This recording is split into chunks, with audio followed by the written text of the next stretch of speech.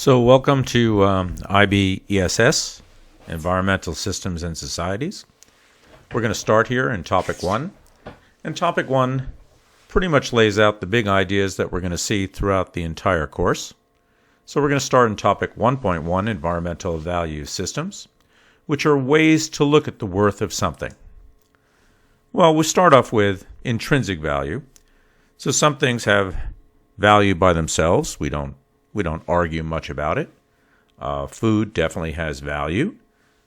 We may argue about who has the best price, but we all consider that we need food to live, and food has intrinsic value. Does gold have intrinsic value? Well, I suppose there are some financial people who would say that it does, but if you were stuck on a desert island, gold wouldn't be much value to you, would it? I mean, you'd be much more interested in having food and water. So it's very subjective. Let's start up with a little warm-up activity. How would you decide how much you are worth by yourself? Well, if you just look at our intrinsic value, it's scary to think about it, but we only comprise about $2 worth of elements. If you look at, we're mostly water, and if you break down the iron and so forth in our bodies, it really doesn't add up to much. But most of us would say we're worth more than $2 because we have things other than intrinsic value. There's synergy. And synergy means that basically the total is greater than the sum of the parts. And so I have a place in society. I have a role. I perform a function. I have a family. They need me, I hope. I know this sounds really, really a strange conversation, but I know that insurance companies do this all the time. So if somebody dies by accident and they have to pay out the family a benefit, they do a calculation on how much that person was actually worth, not just their intrinsic value. And they would say, well, how old is that person? What was their job? How many years of income do they probably have left on the job? How many people did they need to support? There's a lot of things that they take in consideration, and they actually do these sort of calculations, and hopefully they come up with a lot more than $2. So how do you decide, other than intrinsic value, what something is worth? It's a very subjective decision, and it's based on environmental value systems, and I'm going to outline 3 different types of EVSs. Sometimes things don't fall cleanly within one, but the textbook wants me to go over 3 different examples. Let's just start off here with an example like Alaska. Intrinsic value. So what is it worth? Well, Alaska has a huge amount of oil. That is definitely worth something. If you live in Alaska as a citizen, you actually get a payment each year from the oil companies. So they know exactly how much oil Alaska has and what it's worth. But there's also a lot of forests. Those have intrinsic value. The wood, there's the animals that live in there. There's the land itself. Alaska is the largest state outside the 48 continental states. And it also acts, and this is very much not an intrinsic thing, it's much more subtle.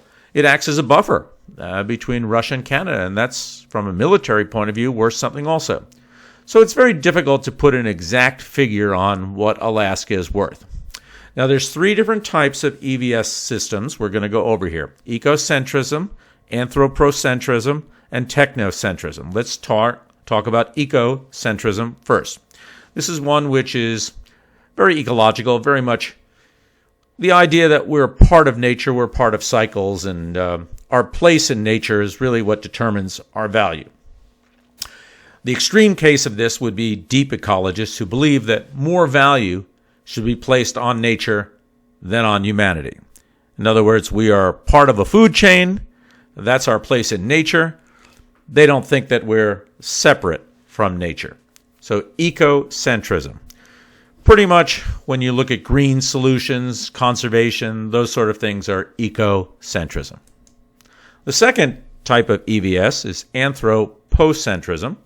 This is the idea where humans are caretakers, we're managers of the global system and of nature. The extreme example would be environmental managers who believe that we should have taxes, legislation, and so forth to change the behavior of people to do what we want. And the third type, which is very popular these days, is technocentrism. That is the idea that people can solve problems through the use of technology and science. And the extreme example of that would be a cornucopian who believes that there is unending resourcefulness of people. We will solve problems. Don't worry about climate change.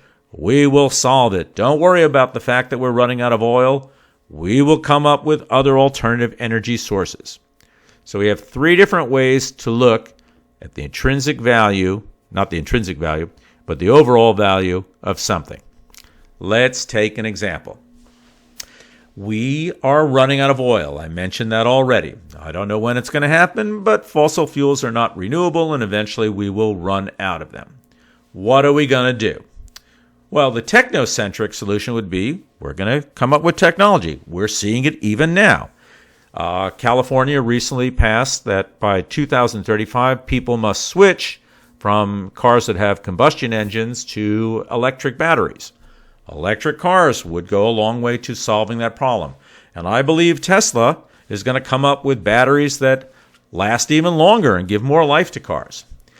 Anthropocentric would be, well, we're going to try and get people to change their behavior, not one person per car. We're going to have a carpool lane. Why don't we get more people per car? We see that on Highway I-5 in Portland already. Ecocentric people would say, hey, we're going to use up oil. Just stop using oil. Let's ride bicycles instead. That won't be a problem any longer, right? Let's try another example. How do we go about getting clean water? Water is becoming a scarce commodity throughout the world, and it's becoming scarce in many places in the United States. If you've ever been down to Phoenix, down the Southwest Desert lately, it's a problem. Technocentric. Well, hey, the oceans have lots of water. We'll go ahead and desalinize it. We'll come up with technology and we'll make it cost efficient, and we'll convert that to fresh water.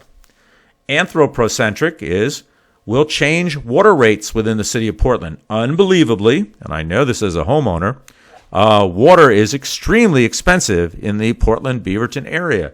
I know it rains all the time and we have lots of rivers here, but water is extremely expensive. Ecocentric would again say, hey, let's just conserve water. Stop using it. And I see this all the time in summertime.